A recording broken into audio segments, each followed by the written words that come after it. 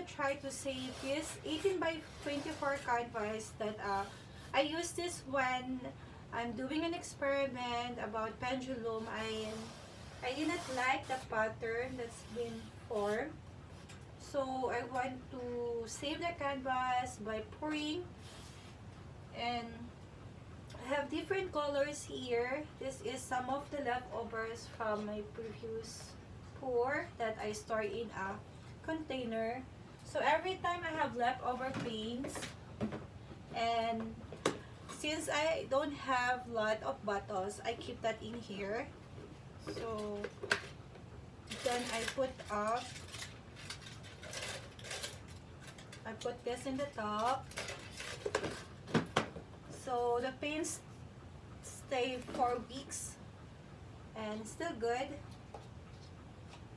So I have gold, I have blues, I also have yellow here,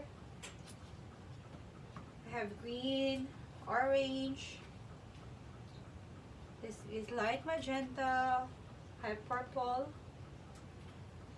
So I'm gonna use all the leftovers and some of the paints that in my bottle, so that I can clean up some of those and make a new paint. So I'm gonna use white for the background.